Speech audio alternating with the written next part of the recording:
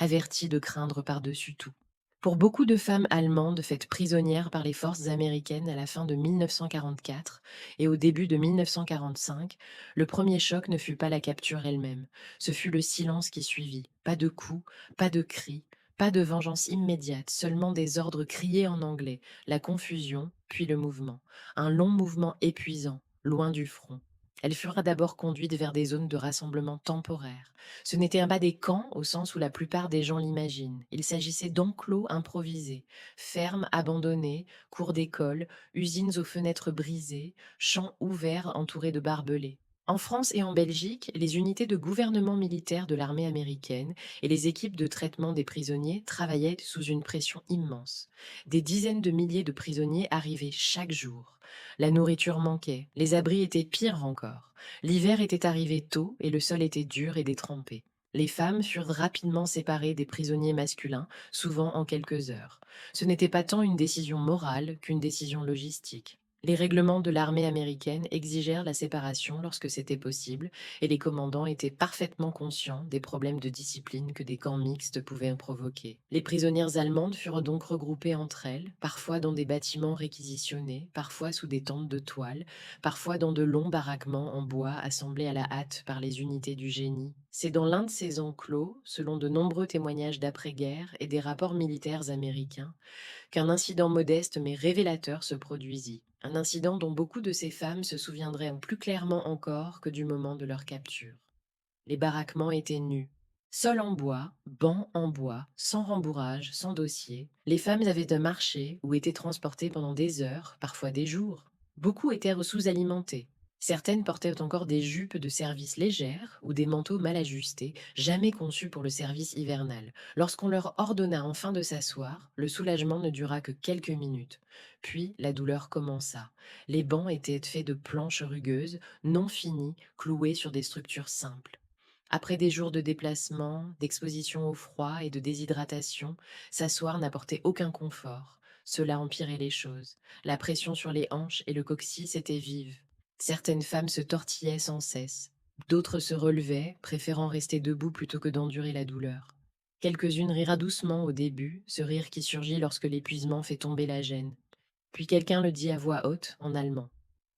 Sitzen tuer. S'asseoir fait mal. Au début, les Américains ne comprirent pas. Les gardes étaient pour la plupart de jeunes hommes, des remplaçants d'infanterie, des troupes de l'arrière, des policiers militaires, beaucoup n'ayant pas plus d'années que les prisonnières elles-mêmes. Leur allemand se limitait à quelques ordres. Mais l'inconfort est universel.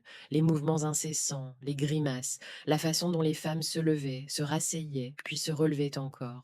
Un garde fit un geste, demandant par signe quel était le problème. Une Allemande, probablement une ancienne employée de bureau rattachée à une unité de défense antiaérienne, montra le banc, puis le bas de son dos et ses hanches. Elle mima la douleur. Une autre répéta la phrase lentement, soigneusement. S'asseoir fait mal. Le garde fronça les sourcils. Il regarda le banc. Il posa sa propre main sur le bois en testant la surface. Il hocha la tête, sans comprendre pleinement les mots, mais en saisissant le sens. Il s'éloigna sans commentaire. Les femmes ne s'attendèrent pas à ce qu'il se passe quoi que ce soit ensuite. Elles avaient été élevées pendant des années dans la propagande. Les soldats américains, leur disait-on, étaient brutaux, rancuniers, indisciplinés. Être capturé par eux signifiait l'humiliation au mieux, la violence au pire. Se plaindre, surtout en tant que prisonnière, était inutile. Dans le système allemand, la faiblesse était punie. L'inconfort n'avait aucune importance. Les ordres étaient absolus. Alors, lorsque le garde revint une heure plus tard, non pas seul, mais accompagné de deux autres, portant quelque chose d'inattendu, la réaction à l'intérieur du baraquement fut le silence. Ils apportèrent des couvertures, non pas des couvertures allemandes confisquées, mais du matériel de l'armée américaine, vert olive, rêches mais propres. Elles furent pliées et posées sur les bancs, une à une. Dans certaines sections, on ajouta de la paille en dessous, récupérée dans des fermes voisines. Ailleurs, des planches furent ajustées, lissées ou remplacées entièrement. Aucun discours ne fut prononcé, aucune explication donnée. Les gardes travaillèrent simplement, puis reculèrent. L'un d'eux fit un geste. Asseyez-vous. Les femmes hésitèrent, puis l'une s'assit lentement, prudemment. Ses épaules s'affaissèrent. La douleur ne disparut pas, mais elle s'atténua. Les autres suivirent. Le banc restait dur. Le froid continuait de remonter du sol, mais la différence était indéniable. Ce n'était pas de la bonté au sens où les récits présentent souvent la bonté. C'était pratique, discret, presque bureaucratique. Mais pour les prisonnières, cela brisa les attentes plus complètement que n'importe quel grand geste n'aurait pu le faire. Au fil des semaines suivantes, des moments semblables s'accumulèrent. Dans plusieurs camps de prisonnières gérés par les États-Unis en France, puis plus tard dans le sud de l'Allemagne, des rapports décrivent des gardes américains distribuant des vêtements supplémentaires lorsque les approvisionnements le permettaient. Des vestes de campagne trop grandes furent délivrées, des gants apparurent.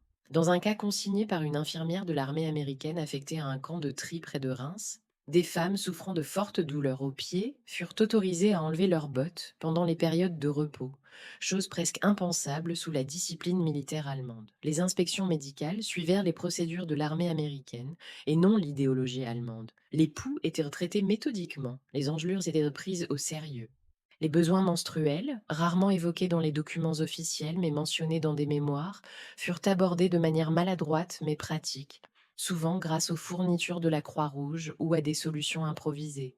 Il y avait de la gêne des deux côtés, mais aussi le sentiment que ces problèmes n'étaient pas des punitions, seulement des réalités. Les femmes remarquèrent aussi autre chose. Les Américains ne criaient pas, sauf si nécessaire. Les ordres étaient donnés clairement.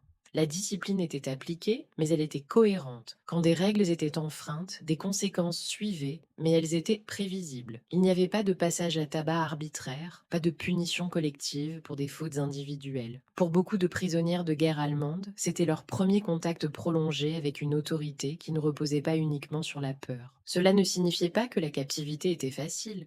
La nourriture était basique, rations en conserve, soupe, pain quand il y en avait. La faim était constante. Les nouvelles de la maison étaient inexistantes. Beaucoup ne savaient pas si leur famille était en vie. Les raids aériens continuaient de gronder au loin. La guerre était toujours bien présente, mais les petits détails comptaient. Le banc qui faisait un peu moins mal, la couverture qui sentait faiblement le savon et la toile plutôt que la fumée, le garde qui haussait les épaules lorsqu'on le remerciait, comme si toute la situation était sans importance. Au début de 1945, à mesure que l'armée américaine s'enfonçait plus profondément en Allemagne, le nombre de prisonnières augmenta. Certains camps devinrent plus permanents, d'autres restèrent des zones de rassemblement temporaires avant le transfert vers des installations plus grandes. Le système était imparfait et souvent débordé, mais les principes directeurs demeuraient. La Convention de Genève n'était pas un document abstrait pour l'armée américaine. C'était de la formation, de la doctrine, de la paperasse, des inspections.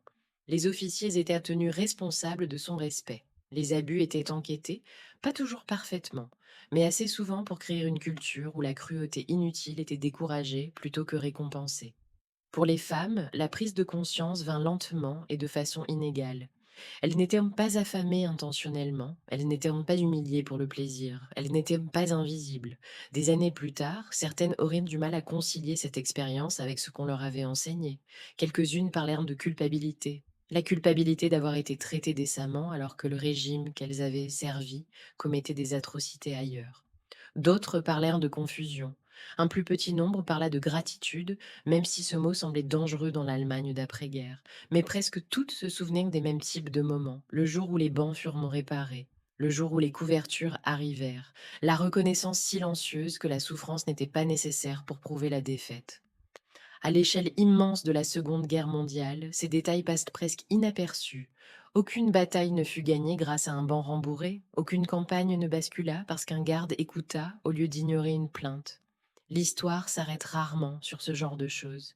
Et pourtant, pour les femmes qui s'assirent et ressentirent de moins de douleur qu'elles ne l'avaient attendu, la guerre bascula légèrement à cet instant. L'ennemi devint humain, l'autorité devint autre chose que la terreur. La survie ne dépendait plus seulement de l'endurance, mais de l'adaptation à un monde qui ne se comportait pas comme on leur avait dit qu'il le ferait. Après la guerre, beaucoup de ces femmes retournèrent à la vie civile et disparurent. Certaines se reconstruisirent, d'autres luttèrent, certaines ne parlèrent jamais de leur temps de captivité. Mais dans des lettres, des journaux et des entretiens recueillis des décennies plus tard, la même phrase revient encore et encore. Parfois citée, parfois reformulée. Nous pensions que ce serait pire. Parfois, l'histoire est façonnée non par ce qui arrive, mais par ce qui n'arrive pas. Aucune punition ne suivit la plainte. Aucune représaille ne vint. Seulement une couverture, un banc réparé et la compréhension silencieuse que même en temps de guerre, la douleur n'avait pas à être le but. Si vous avez trouvé cette histoire digne d'être retenue, pensez à vous abonner pour que ces moments ne se perdent pas avec le temps. Aimez la vidéo pour l'aider à toucher plus de personnes et dites en commentaire d'où vous regardez.